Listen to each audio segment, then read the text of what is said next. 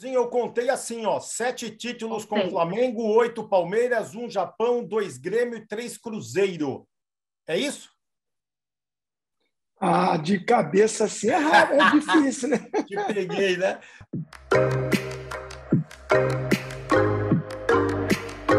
Salve, salve, galera do All Sport! Eu sou Vanderlei Lima em mais uma entrevista para o portal e as plataformas. Lembrando que hoje é sexta-feira e o entrevistado teve a chamada na homepage, né? Ele é muito ligado a esses dois clubes, Palmeiras e Flamengo. Dia 27 de novembro, a grande final da Libertadores da América entre Palmeiras e Flamengo em Montevidéu, no Uruguai. Comigo, a jornalista, repórter Beatriz Cesarini. Tudo bem, Bia? Tudo bem, Vandeco? Tudo bem, André? Oizinho, acho que vai ser muito legal o nosso papo hoje, hein? Certo. E também o colunista do All Sport, André Rocha. Tudo bem, Rocha? Olá, Vanderlei, Beatriz, Zinho. Obrigado aí pelo convite. Prazer estar aqui. Bom, ele super campeão. O primeiro contato que eu tive com ele foi nas eliminatórias de 93 da Copa do Mundo dos Estados Unidos, o tetracampeonato conquistado e que ele foi campeão. Mas Palmeiras e Flamengo, com a camisa do Flamengo, eu contei aqui, depois ele vai ver também, vai fazer a contagem dele, 7 títulos. Com o Palmeiras, 8 títulos. 1 no Japão, 2 com a camisa do Grêmio, jogou muito com o Tite. E ainda com o Vanderlei Luxemburgo no Cruzeiro. Tudo bem? Boa tarde, Zinho. Muito obrigado. Agradecendo aqui ao Chico Vargas, né? A todo mundo da ESPN Brasil, da Disney, a toda a direção. Muito obrigado por nos aceitar aqui, ok? Tudo bom, Vanderlei? Um abração para você. Satisfação estar contigo, com a Beatriz, com o André.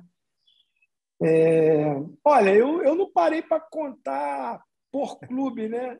A gente fala mais dos títulos num geral, que deu aí quase 29 títulos, né? Por todas as minhas trajetórias com seleção, outros clubes que eu atuei, né? Principalmente no Japão, nos Estados Unidos. Aí junta também um pouco do treinador. Mas a verdade, sim, esses dois clubes especificamente, Palmeiras e Flamengo, eu tenho muito, são os números de jogos, né? A minha história. Foram 333 jogos pelo Palmeiras, 470 pelo Flamengo. Então, o maior número de jogos da minha carreira como atleta foram nesses dois clubes. Então, está muito enraizado o meu nome, a minha carreira, a minha projeção. Eu devo muito a esses clubes, sem dúvida, Vanderlei.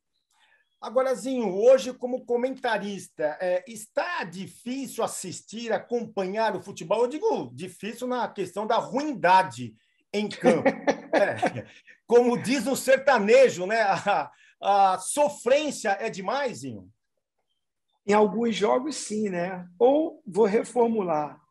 Tem alguns jogos que tenho prazer, dá para ver, é legal, tem qualidade, tem variações táticas, né? Tem um repertório que aí nos prende, né? Na frente da telinha, enfim.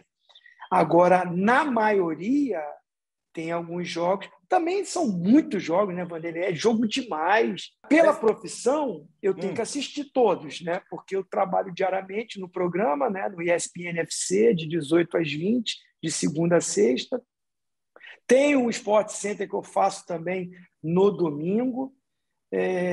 Então, assim, eu tenho que estar acompanhando tudo, tenho que estar antenado em tudo. Tem também os jogos que a gente faz muitos jogos do exterior, né? Campeonato inglês, campeonato espanhol, enfim, que eu trabalho em alguns. Então, você tem que estar ligado, tem que estar estudando, tem que estar municiado. Mas, confesso, tem alguns jogos que é só pela profissão, senão eu não assistia, não. Difícil. Zinho, do que você mais se orgulha e do que você mais se arrepende? Bom, eu não é um arrependimento, mas eu acho que assim, ter negado alguns convites para jogar na Europa, eu acho que assim, hoje eu repensaria, né? Eu tive convite para jogar no Valência, tive convite para jogar no Benfica. Teve convites anteriores que, assim, a época, né, a gente era preso ao clube. A parte de contrato, o jogador era muito mais escravo, vamos dizer assim. Não sei se a palavra é muito forte também, né? Mas, assim, era uma época diferente, né, Vanderlei? Porque, assim, eu tinha contrato com o clube, acabava o meu contrato, não era por isso que eu podia sair. O clube é que era o detentor. Eu tinha só uma porcentagem de 15% do meu passe, mas eu não tinha aquele direito de ir e vir. O clube é que determinava. Então, muitas negociações não saíram. Eu lembro que em 87, quando eu ganhei a Copa União, eu tinha 20 anos de idade, a Inter de Milão veio e me propôs um contrato de 3 anos. Era o Pedrinho Vicessotti, né, que era o agenciador da época. Sentei com ele, vi negócio de carro, de casa, de passagem, quantas passagens, quanto que eu ganho. Aí o Flamengo virou e falou assim, não vou vender. E não vendeu. E o pior, você ficava ali no clube e se você não renovasse o contrato, você ficava treinando à parte. Era uma época diferente, né? Também estou falando de 1987. Teve momentos que eu tive proposta, mas eu quis ficar no clube. Aí era uma opção minha. Foi no Flamengo, foi no Palmeiras. Foi até quando eu estava já no Japão, né? Eu podia ter ido para o futebol europeu e não era uma época que era tão... a repercussão não era tanto, né, de você jogar na Europa. E isso eu me arrependi um pouco, até pela minha característica, profissionalismo, meu jeito de conduzir a minha carreira, eu acho que eu daria muito certo jogando no futebol europeu. Então, poderia mudar isso. Mas, ao mesmo tempo, esses títulos todos que você falou aí, Vanderlei, se eu tivesse ido, eu não teria. Então, eu me orgulho muito disso. Né? Eu olhar assim, caramba, fui campeão brasileiro 5 vezes. Cara, fui campeão da Copa do Brasil 3, né? Porque no Cruzeiro, essa que conta, eu não joguei porque eu não podia jogar, eu estava no grupo. Mas, assim, 4 títulos, tantos estaduais, tantas conquistas individuais e coletivas. Se eu tivesse ido para a Europa, de repente não teria isso no currículo, e isso hoje me ajuda muito, até na minha carreira, a identificação nos clubes. Toda hora que tem Campeonato Brasileiro, a maioria da galera da mídia me procura para falar do Campeonato Brasileiro, porque eu tenho 5 títulos, Copa do Brasil, de tudo. Então, me orgulha muito ter esse currículo. Então, há uma divergência, né? O que me orgulha também me arrepende, que é não ter ido e jogado muito tempo na Europa. Por que você acha que o Flamengo caiu assim de produção? Muitos desfalques, muitos problemas de contusão, a própria convocação de seleção um tempo atrás, né? Ficavam muitos jogadores fora, não só pela seleção brasileira, mas as outras seleções também que levam, né? O próprio Arrascaeta ia para o Uruguai, o Isla toda hora está do Chile, e vários jogadores convocados. E sem contar que, com mudança de treinador, há uma mudança de trabalho, e nessa mudança de trabalho, eu vivi muito isso, né, Bia, no clube. Cada preparador físico trabalha de uma forma, treinador tem uma forma de jogo, uns marcam pressão, outros marcam mais atrás, com linha baixa, um treina de uma forma, um gosta de trabalho tático, outro gosta de trabalho de campo reduzido, e cada mudança de treinamento toda hora no ano muda também o desgaste com a sequência de jogos. Acho que o Flamengo sofreu jogando, repetindo muito o time e não está tendo muito desse problema. Mas vira e mexe tem uma contusão. Agora mesmo o Mariano se contundiu, o Diego Costa chegou e contundiu, voltou, aí o Savarino ficou de fora, tem convocação, só que não é tudo ao mesmo tempo. Acho que o Flamengo sofreu num momento de reta final, de decisão, com contusão e problemas de desgaste e convocações, tudo ao mesmo tempo. Então, não é fácil você jogar com 10 desfalques, 8 desfalques. Mas esses 10 não são os titulares. Mas 5, 6. Você tirar 5, 6 de um time titular por muito tempo, isso prejudica o desempenho, o ritmo. E numa reta final, quando vem resultado ruim, aí vem a pressão da torcida, da imprensa, interna, junta tudo ao mesmo tempo. Eu acho que isso está prejudicando o Flamengo. Ozinho, eu sei que é difícil comparar épocas, né?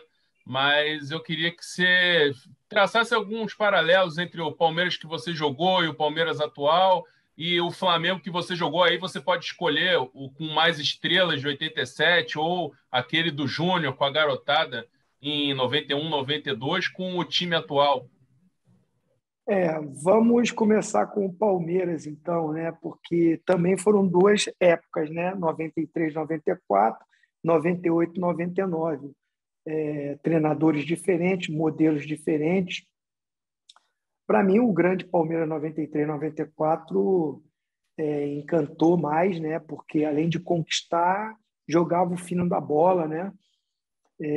O 98, 99 conquistou também, principalmente a Libertadores, mas tinha um estilo de jogo do Filipão um pouco diferente, né? Do que jogava aquele nosso de 93, 94 do Vanderlei. E eu acho que esse modelo hoje do Palmeiras é um meio desses dois, né? Tá meio que no meio, assim.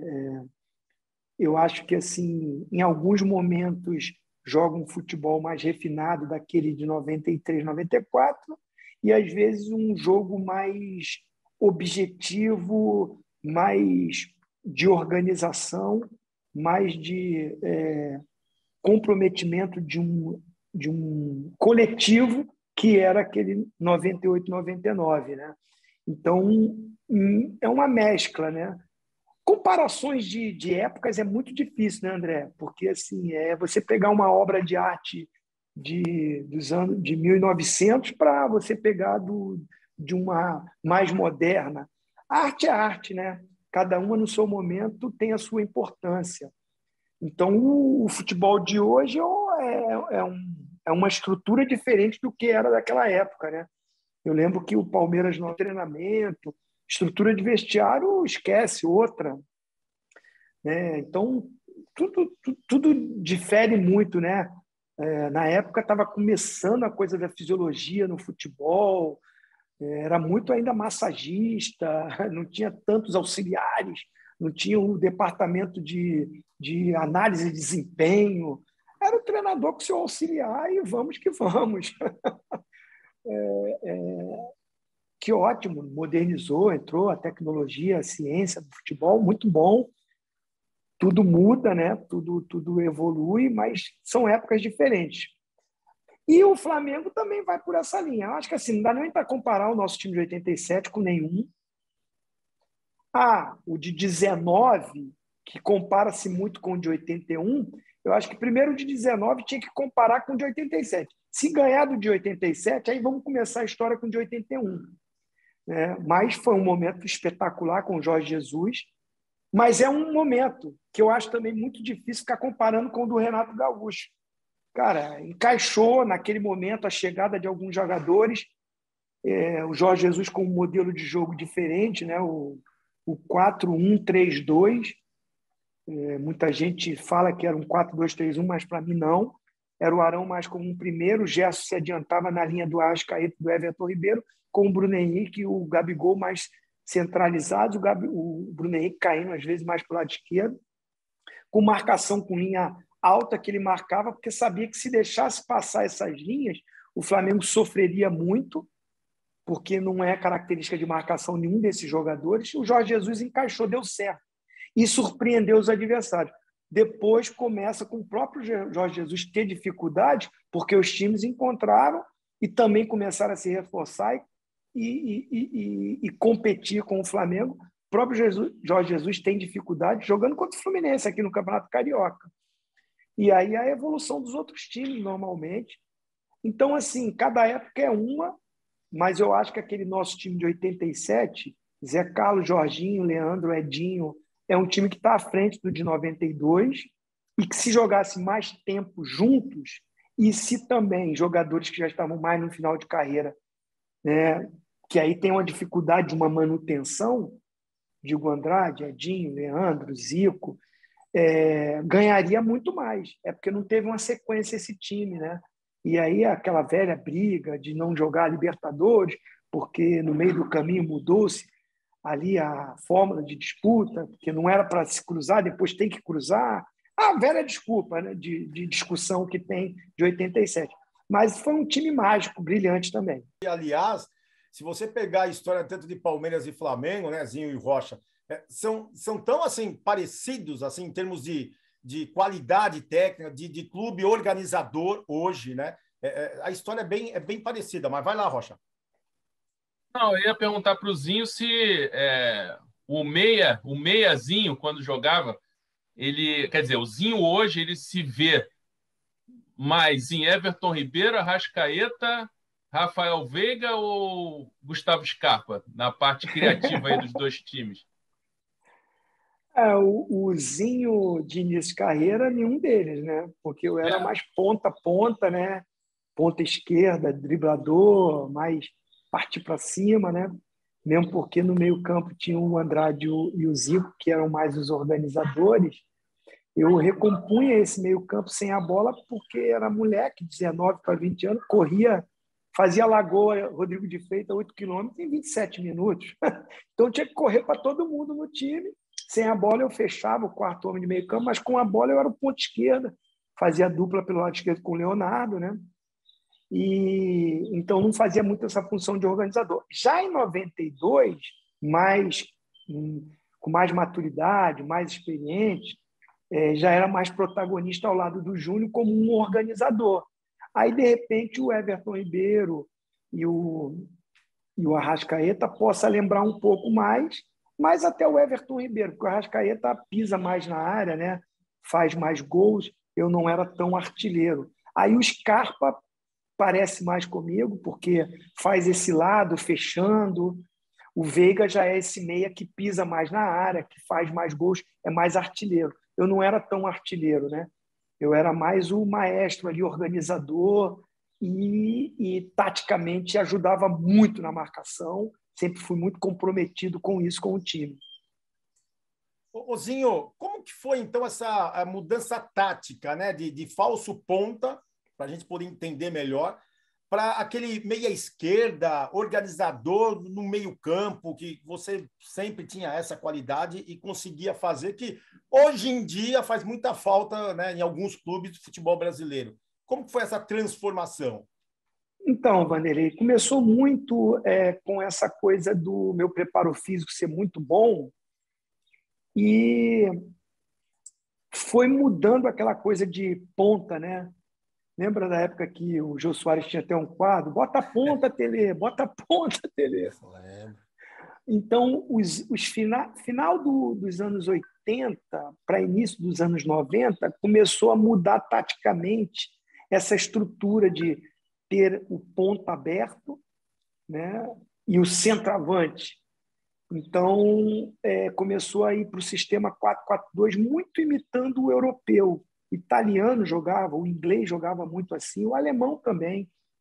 E aí, com essa nova formação tática, por eu ser um garoto jovem, querendo espaço, e o treinador, na época eu lembro que era o Lazzaroni, o próprio Zagallo, mas quem me lança mesmo, quem me dá a primeira oportunidade para jogar é o Lazzaroni, e o Lazzaroni, com uma visão também bem europeia, fazia essa coisa de fechar sem a bola.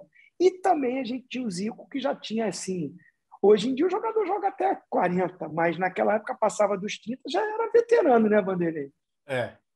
E o Zico com o problema do joelho, não sei se você lembra, né, que ele teve aquela entrada criminosa no jogo contra o Bangu, e ele ficou um tempo de fora, até foi para a Copa de 86, né, meia boca e tal, uma pena, né, porque o Zico era o nosso grande jogador.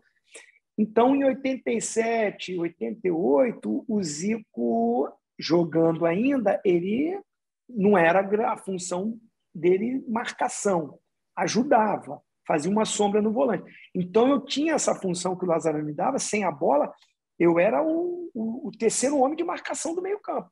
Era o Ailton pelo lado direito e eu pelo lado esquerdo e o Andrade como primeiro volante.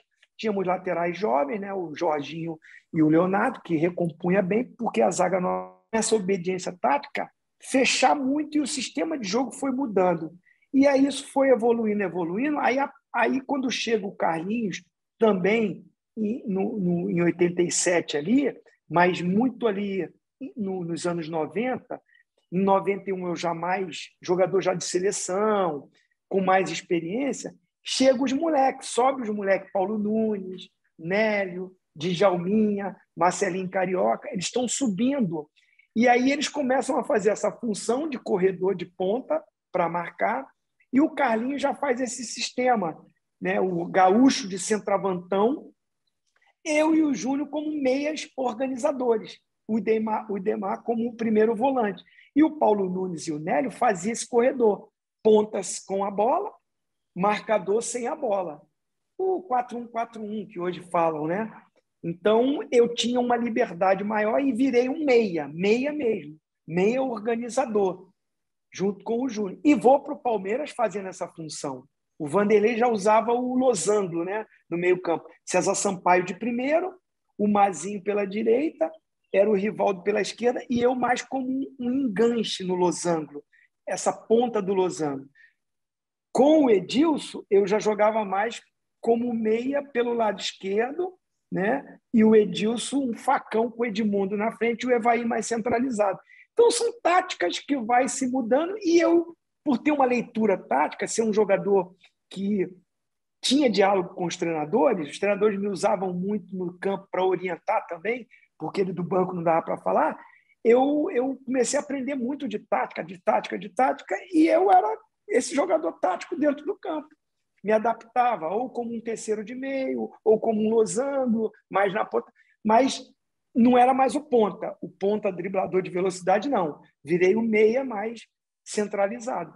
Que você falou que não tem muito hoje. A gente citou 4 aí que são bons. O Everton Ribeiro, Arrascaeta, o Scarpa e o Veiga.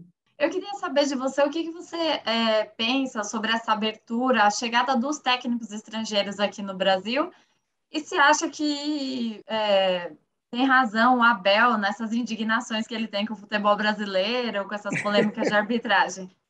Como todos nós, a gente, né, exagera, né, em algum momento da vida, mas na maioria das vezes eu concordo com ele. Assim, quando ele nas entrevistas coletivas puxa os assuntos polêmicos mais importantes, a nossa cultura, né, que o treinador é sempre o responsável de tudo.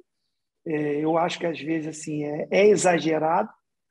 O elogio exagerado também a crítica exagerada, porque assim o futebol é um esporte coletivo, né? Não dá para você centralizar só numa pessoa um resultado, ou uma conquista ou uma derrota.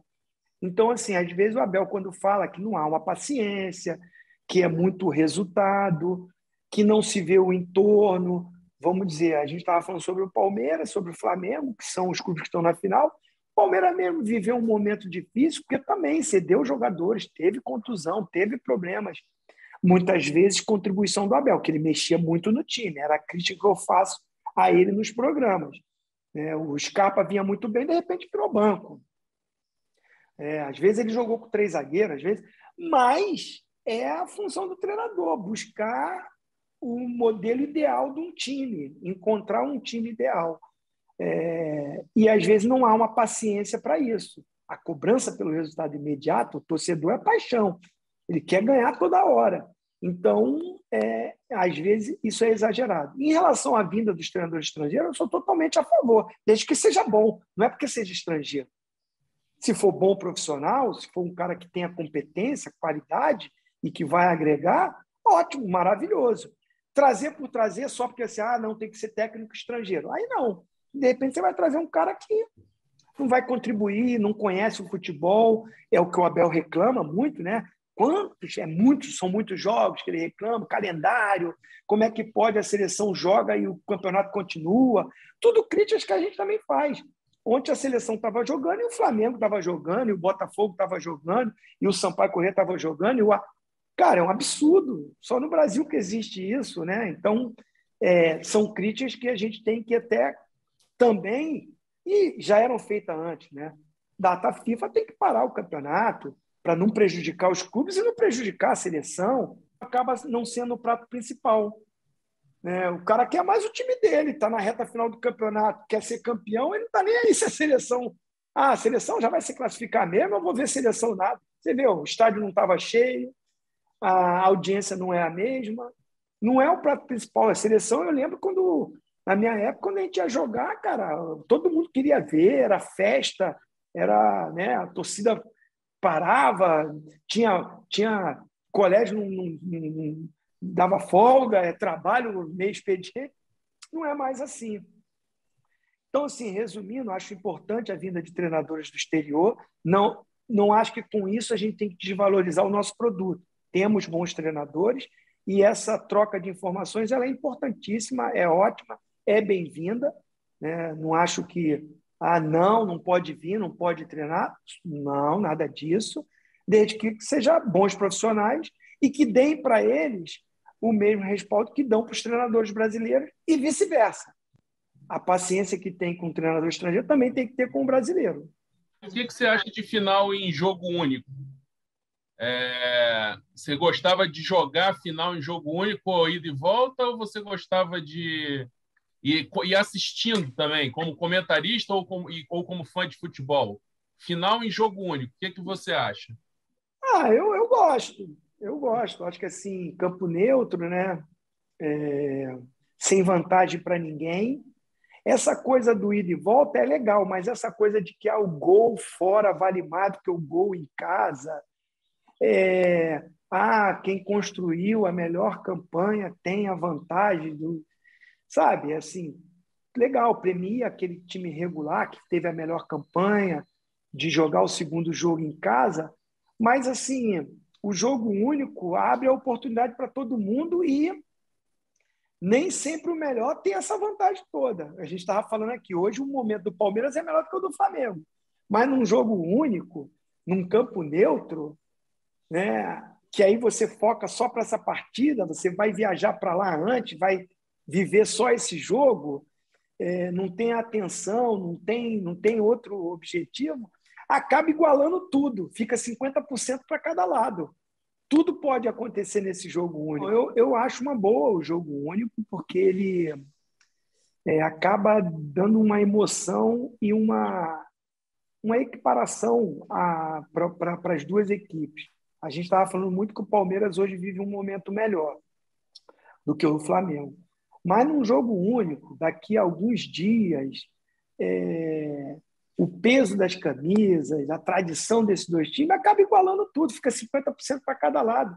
Não adianta você estar vivendo um melhor momento, mas viaja para lá antes, foca só nesse jogo, são 90 minutos, é um encaixe do jogo, é um momento do jogo, e acaba premiando aquela coisa de dois times que chegaram com seus méritos numa final, numa decisão. Então, eu acho que é muito válido, eu gosto, dá uma emoção diferente. Não tem vantagem para ninguém, é aquele jogo. Agora, Zinho, você vem para o Palmeiras em 92, disputa aquele título paulista, né, que teve a introdução da Parmalat, mas aí sim o auge em 93. Na verdade, você hoje é um comentarista, mas você tem a história nesses dois clubes, e você vai viajar para Montevidéu, vai fazer a final. Mas e o coração do Zinho aí? Vamos lá. É mais Flamengo... É mais Flamengo, é Palmeiras. Não, eu não quero. Não fique em cima do muro. Vamos lá, agora eu estou te apertando aqui. E aí? Mas assim, é uma situação muito difícil, né, Vanderlei? Porque assim, você sabe que as mídias sociais hoje, elas são muito atuantes e, infelizmente, na maioria, pessoas que não têm nenhum tipo de conteúdo para analisar, é um ódio, é uma agressividade.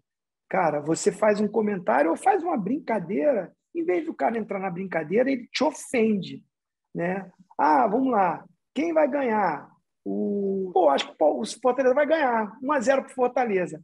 Rapaz, aí o time que você não falou bem, os caras entram te xingando, mas como que assim? Você está torcendo contra, você... Não tem nada a ver. É uma análise, uma opinião que não tem nada de clubismo ou de torcida, porque eu, na minha profissão como comentarista, eu não posso me dar o direito de ficar torcendo, né? Eu tenho que dar a minha opinião, às vezes ela vai ser polêmica, às vezes ela vai ser divergente do que o cara pensa do time dele. O torcedor eu até entendo a paixão dele tudo. O problema é assim, é quando um debate vira briga, discussão, porque você não concorda com a opinião do outro. Isso é um debate, não é uma briga. Então, assim, sem nenhum tipo de ficar em cima do muro, Eu já falei aqui da minha história toda nesses 2 clubes e eu estou trabalhando. Não tem como eu ficar nessa de torcedor, porque eu vou viajar para lá, vou fazer programas ao vivo, vou fazer entradas, vou ter diálogo com torcida do Flamengo, com torcida do Palmeiras, vou falar com jogadores de ambos os times. Você imagina eu ficar aqui falando, eu torço mais para A do que para B. Cara, além de ser constrangedor, é antiético da minha parte, né? Se eu não trabalhasse, se eu fosse ficar em casa, se eu estou como só um espectador, aí é diferente. Mas eu vou trabalhar e eu tenho história, raiz, conquistas, gratidão nos 2 clubes. Muito tempo. Joguei quase 6 anos no Palmeiras profissionalmente. No Flamengo, não vou nem contar a base, porque eu fiquei muito tempo na base, foram 7 anos. Mas jogando no profissional, 7 anos. Então, como profissional, 13 anos da minha vida foi nesses 2 clubes. Então, eu tenho uma afinidade, uma gratidão mesmo, um carinho pelos 2 clubes. E ainda bem que eu estou como comentarista. Que bom, é um privilégio.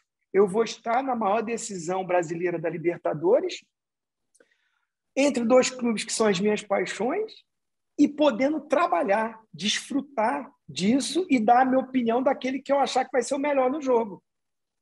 É simples. Não tem como virar um torcedor nessa hora. E quando você chegar em casa, vai ser campeão, né? Quando terminar a cobertura toda, você vai ser de campeão de um jeito forma, ou de outro. É isso aí. Zinho, e como comentarista, né? Você estava falando agora, tem que dar a cara a tapa às vezes, ainda hoje em dia com redes sociais, parece que as coisas ficam cada vez mais complicadas. Então, às vezes se torna um pouquinho difícil. Você se inspira em alguém para nessa carreira de comentarista? Tem alguém que você vê como espelho? Assim, eu tento olhar tudo, né, Bi? A galera da mesa de debate, que tem ex-atletas, que tem jornalistas, os narradores, né, que são os meus companheiros ali, que a gente divide a transmissão, que você vai conhecendo o estilo de um, o estilo de outro, a hora que você pode entrar para falar, a hora que você não pode entrar para falar, a hora do respiro do narrador, a hora que você tem que falar um pouco mais até para o cara dar uma respirada, porque o cara que fica na narração, a responsabilidade é muito maior. E já eu trabalho com vários comentaristas, né? Divido a transmissão com vários caras, né? Que são competentes, né?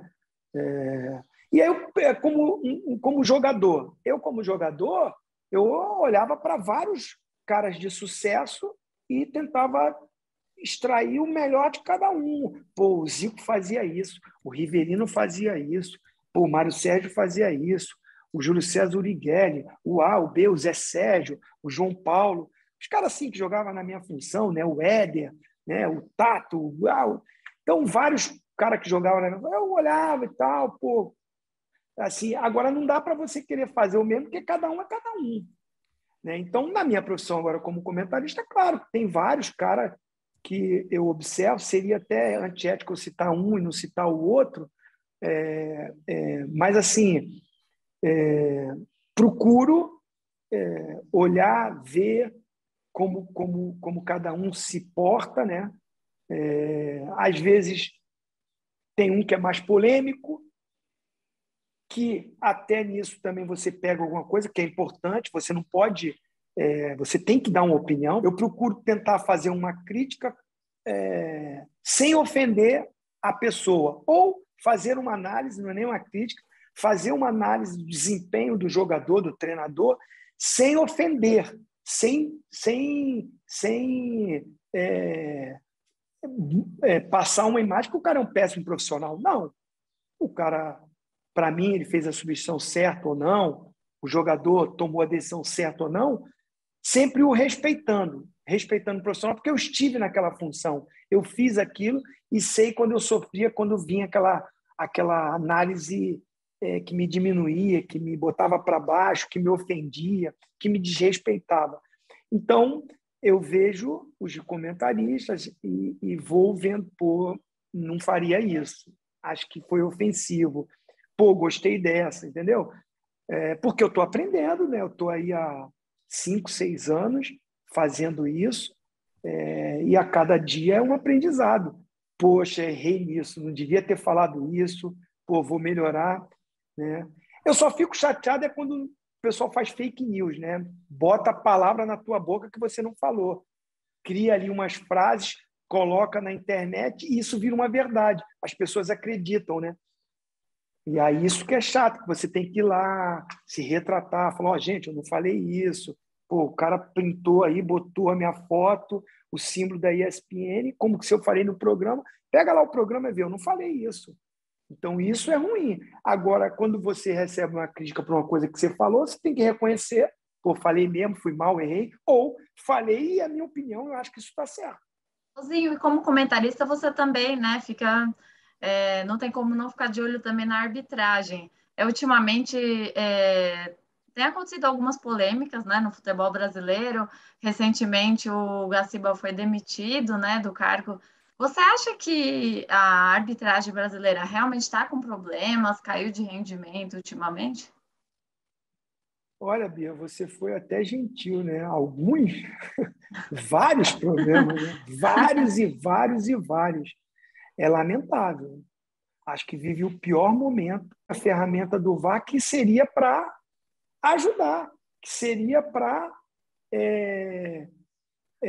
contribuir para que os erros diminuíssem. Pelo contrário, está parecendo que está aumentando, né? Então, assim, muito triste. Não, nunca acho que assim é de má vontade, o cara está fazendo, está errando porque quer mesmo. Eu acho que assim, a competência está baixa, o VAR precisa ser mais trabalhado, não o VAR, as pessoas que operam o VAR. Acho que mais treinamentos, mais reuniões, mais adaptação do trabalho do cara que está lá no VAR com o árbitro que está no campo, porque eu sou a favor do VAR, eu acho que é legal para você corrigir, não para você trazer mais dúvidas e polêmicas. Então, assim, aquela coisa, foi dentro da área ou não foi, pegou na mão ou não pegou, apesar que essa última aí, né, o pênalti contra o Bahia, meu Deus, que erro, né? Como também a da Chapecoense, a favor. Você vê, não é que está querendo favorecer. O Flamengo foi prejudicado e foi beneficiado, porque o do Bahia não era para ser pênalti, mas era para ser contra a Chapecoense e outros clubes também que foram prejudicados. O Bahia teve o lance contra o São Paulo, enfim. É ruindade mesmo, né, Zinho? Assim, tem que ter, assim, a gente tem que tentar apoiar, tentar ajudar de alguma forma, mas também criticar quando o erro está acontecendo. Ele está tendo muitos erros, então precisa um ajuste. Eu acho que passou da hora de profissionalizar os árbitros, não pode ser amador, o cara não pode ter outra profissão e ser árbitro. Para mim, tem que ter a profissão do árbitro mesmo. Sim, mas eles recebem uma grana legal, né? Mas, assim, não é aquela coisa da carteira assinada, não é a profissão do cara que fica estudando, fica vendo vídeos, até esse ajuste com o VAR, eu acho que passou da hora. É uma profissão que é importantíssima, faz parte do jogo e decide. Títulos já foram decididos por erros. Então, assim, passou da hora. Se o jogador é profissional, se o treinador é profissional, se a imprensa é profissional, se o dirigente já é profissional, o árbitro não é? Tem que ser. Zinho, você ganhou Libertadores, você ganhou Brasileiro, você ganhou Copa do Brasil. Vou te fazer uma pergunta. Quem ganhar de Flamengo e Palmeiras da Libertadores é o time da temporada, independentemente do que o Atlético conseguir?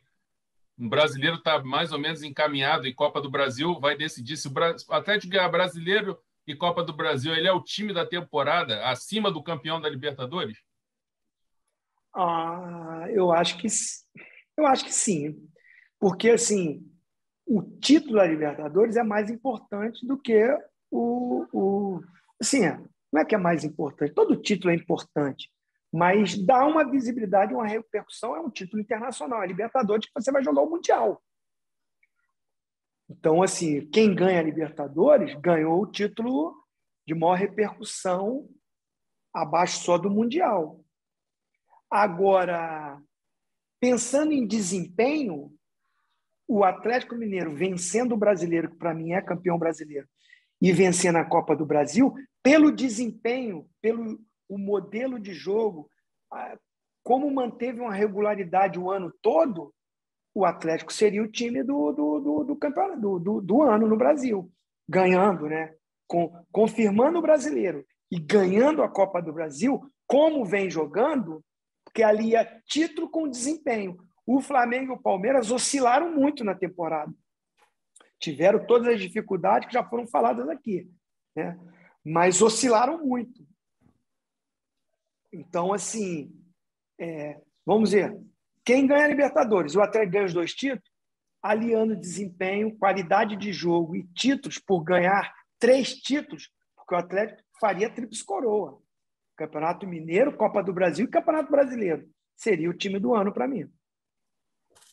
Agora, Zinho, eu vou arriscar aqui, porque eu lembro que eu fiz as eliminatórias de 93 e você, Jorginho, o Dunga também. Teve um jogo aqui em São Paulo, no Morumbi, contra o Equador, que o Brasil ganhou. Até o gol do Dunga, né? O Dunga marcou um gol. Sim. Você lembra, né? Nossa, no Morumbi, a torcida vaiando, reclamando. Zinho, com respeito aqui. Zinho, enceradeira, vai para a Copa do Mundo, essa coisa de enceradeira. Tá? Olha, é uma coisa que a gente ficava assim, não ganhou, não tá jogando bem, o time não está ganhando, a seleção não está ganhando. Como que você encarava essas críticas na época e como que você vê hoje, depois de passado tanto tempo, assim, Zinho? Então, na época da eliminatória não tinha nem muito esse papo de enceradeira, né? Pelo contrário, eu conquisto a posição, me torno um jogador fundamental naquela seleção, que conquista a vaga para a Copa do Mundo. Tinha muita crítica em cima do trabalho do Parreira, porque a gente perdeu o primeiro jogo numa eliminatória, na história da eliminatória. Primeira vez que a seleção perde um jogo foi contra a Bolívia. Altitude. E aí aumenta muita pressão, a crítica. Eu lembro que no início do trabalho tinha ainda o Careca, tinha o Valdo, então tinha muitas críticas à própria convocação. Então, realmente, a pressão, inclusive o Parreira pensou em sair, foi a hora que o grupo se uniu, se fechou muito, após o empate contra o Equador, lá no Equador ainda. Mas aí, ao longo da competição, que era uma competição diferente, né? Era um grupo de 5, classificava um para a Copa, era tiro curto, 2 meses. Então, a cada rodada, a gente rodando o Brasil, veio jogar em São Paulo, pressão em cima do Parreira, fomos jogar em Belo Horizonte contra a Venezuela, muita pressão em cima do Parreira, aí gritava o nome de outros treinadores, até a seleção chegar ao último jogo contra o Uruguai, jogava pelo empate dentro do Maracanã, e há um clamor, né, porque o Miller, se não me engano, machuca, e aí há um clamor para o retorno do Romário, porque era no Rio de Janeiro. Havia uma indisciplina do Romário naquele jogo amistoso, ainda em 92, se não me engano, contra a Alemanha, em Porto Alegre, e dali em diante o Parreira e o Zagallo não convocam mais o Romário, mas eles pensam na seleção, pensam no momento, na classificação. Veio à tona aquela coisa do Maracanaço, Copa de 50, Brasil perde a Copa para o Uruguai. Já pensou ficar de fora de uma primeira Copa do Mundo na história para o Uruguai de novo no Maracanã? Inteligentemente trazem o Romário de volta, o Romário entra, encaixa, a gente faz um jogo quase que perfeito, o Romário faz 2 gols, mas a seleção fez um jogo espetacular e que traz a confiança de novo. A gente vai para a Copa mais confiante, todo mundo, né? Mas o início da Copa, a forma de jogo, nosso time bem tático, né? E ali na Copa se vinha essa brincadeira do Cacete Planeta dizendo que eu era enceradeira. Era um programa de humor que não era para falar de tática, né? Não era para falar de bola, não são jornalistas voltados para o futebol, mas na Copa do Mundo, todo mundo tem que falar de Copa do Mundo. Todos os programas, né? Até o programa de música vai falar de futebol, porque é a Copa. E é legal isso. Né? O nosso país é o país do futebol. E aí os meninos estavam lá para fazer humor, né? Só que o humor, alguém chora, né? A minha família chorava. A minha família não ria. O meu pai, a minha irmã, a minha esposa, né? Os meus parentes sabiam que aquela brincadeira deles eram me criticando, né? Era numa forma de criticar o modelo de jogo. Mas não tinha um entendimento tático da minha função para aquele time. Foi bom, né? Infelizmente, essa pandemia, que a gente ainda está nela e temos que nos cuidar, né? Fez com que a gente ficasse em casa e sem futebol, sem nada, foi reprisada toda a Copa. E muita gente que não tinha visto a Copa, Vanderlei, me ligavam. Zinho, o pessoal falou que vocês jogavam feio, que ganhou, mas era chato. Caramba, vocês dominavam todos os jogos, vocês tinham as melhores chances dos jogos, vocês tinham a maior posse de bola. Para quem gosta de números, de estatísticas, hoje a gente só vê isso nos jogos de futebol, posse de bola, tempo de jogo, número de passes. A nossa seleção, se pegar a estatística da Copa, foi a melhor em todos os quesitos. E só teve um jogo que a gente levou um sufoquinho, que foi contra a Holanda, em um momento do jogo. A gente mete 2-0, eles crescem no jogo e empatam o jogo. Assim mesmo, a gente vence o jogo. Foi o jogo de maior trocação, né? Vai lá, vem cá, e eles tomando de 2-0 tiveram que sair para o jogo. Mas na maioria, ou em todos os outros jogos, a gente não sofreu.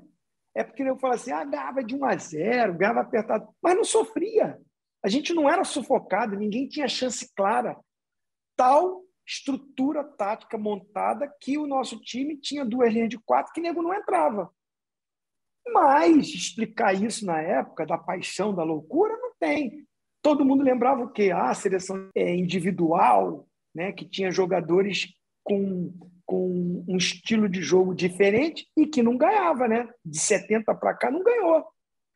E foi o que o Parreira e o Zagallo montaram. Bom, o que falta para a gente ganhar uma Copa? Se a gente tem o melhor futebol, se individualmente a gente tem os melhores jogadores. Taticamente, igualar o que faz o europeu. 4-4-2, marcação forte sem a bola, né? Não tomar gol. E era a nossa tônica, não levar gol, bem estruturado. Para isso, eu tinha que fazer uma função pelo lado esquerdo. O Raí, em algum momento, tentou fazer. Quando não conseguiu, entrou o Mazinho, 2 volantes, né, de forte marcação, com bom passe, que era o Dunga, e 2 atacantes que viviam o melhor momento da carreira, Romário e Bebeto, que não iam passar em branco. Sim. Com 2 laterais que passavam, que chegavam no apoio. Então, isso foi mostrado agora nessa época, e muita gente, quando viu, falou, cara, vocês jogavam como jogam hoje, a maioria dos times. E eu acho que aquela seleção de 94 nossa foi um marco taticamente para o futebol brasileiro tão habilidoso entender que tem que ter um equilíbrio. Não adianta só jogar com a bola. E quando você tiver sem a bola? E sem a bola, aquela seleção mostrou que tem uma capacidade de jogador brasileiro. O Abel, do Palmeiras, fala muito que o jogador brasileiro tem que ter uma obediência tática. O Jorge Jesus falava isso aqui no Flamengo. Muitos treinadores europeus falam que o jogador brasileiro, quando chega lá, tem que ter um período de adaptação para saber jogar também sem a bola. E foi o que a seleção brasileira em 94 fez, e muito bem, com competência. Então, assim, essa palavra, essa brincadeira da enceradeira, na época, magoou muito a minha família. Eu não, porque eu nem vivi isso, porque não tinha celular, não tinha internet, então eu nem sabia, só fiquei sabendo quando cheguei aqui.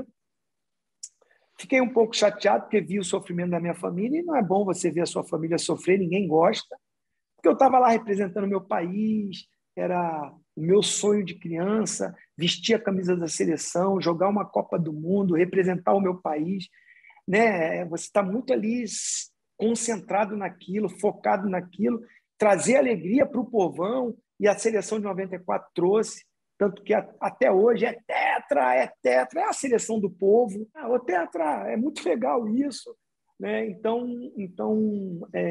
muitos vêm e falam, cara, foi a seleção que mais me emocionou, como eu vivi aquela Copa, foi a minha Copa, foi o momento da minha festa, da minha alegria, até pelo horário, né? Lá era ruim para a gente, 12:00, 1h, calor insuportável nos Estados Unidos.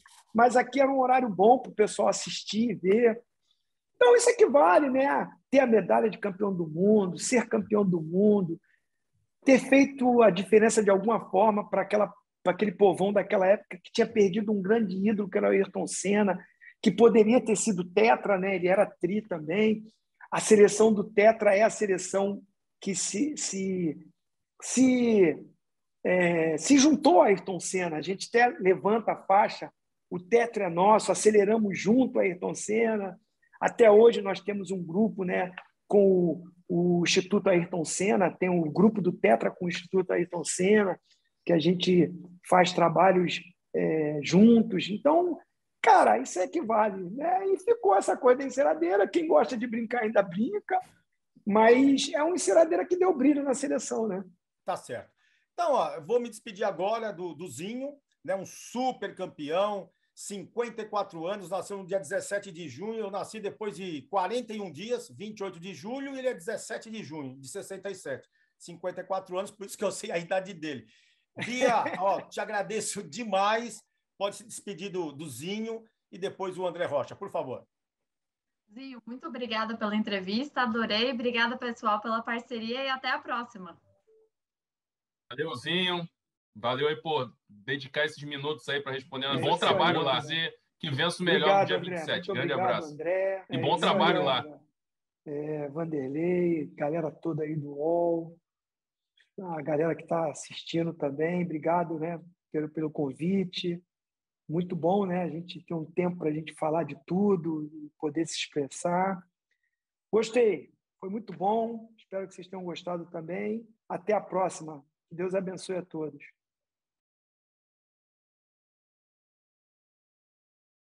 Valeuzinho, esse é o super campeãozinho. Olha, 7 títulos pelo Flamengo, 8 pelo Palmeiras, 1 no Japão, 2 pelo Grêmio, 3 pelo Grêmio, né? Pelo Cruzeiro, 2 pelo Grêmio e 3 pelo Cruzeiro. Um super campeão. Então, também quero agradecer a todos que nos acompanharam por aqui e pelas plataformas. Eu, Vanderlei Lima, me despeço e já estou convidando para uma próxima entrevista, ok? Grande abraço e até a próxima.